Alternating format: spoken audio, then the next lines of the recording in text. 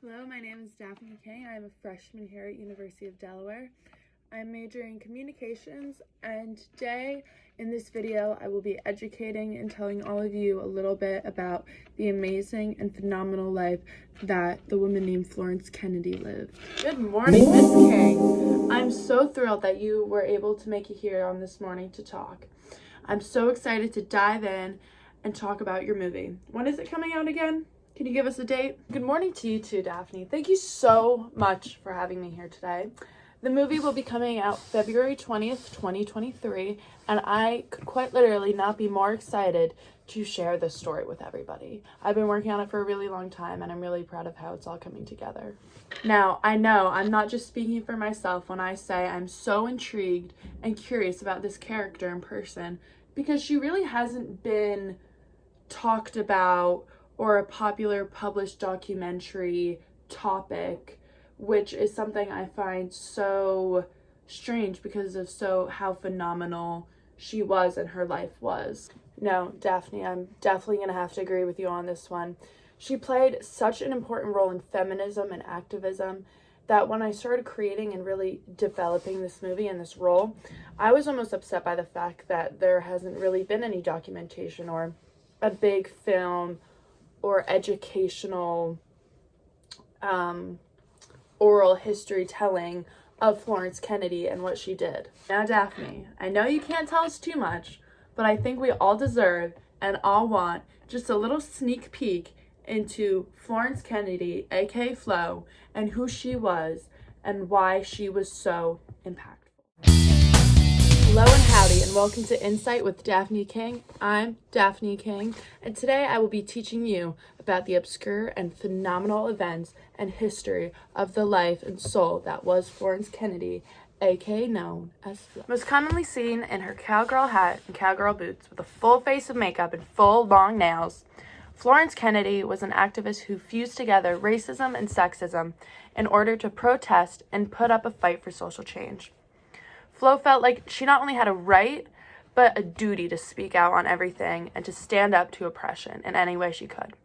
She was even called radicalism's rudest mouth. Flo is one of the pillars in the second wave of feminism throughout the 60s and into the 70s. Her parents raised her to be fierce and independent, while also encouraging her to question and stand up to authority at any chance given. She grew up in a household where she was taught that she could do anything and accomplish quite literally anything by all means. I think one of my favorite stories about Flo is her acceptance and journey into Columbia Law. She actually talked herself into law school. After applying and being denied, it was obvious she was denied because she was Black and a woman. Many expected her to just take it with a grain of salt and just walk away. But she booked a meeting with the president of Columbia Law and told him to his face that she was going to sue him.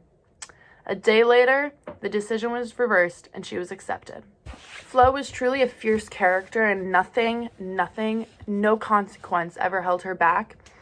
She actually was injured when protesting a segregated bus stop restaurant and was dragged out into a mob of white people and beaten so badly that she suffered from an infused spine for the rest of her life. Later on in life, she even had trouble moving her neck because of this spine injury. This caused her to often talk and flutter with her hands, and just adding to her flamboyant character that really helped give a voice to oppression.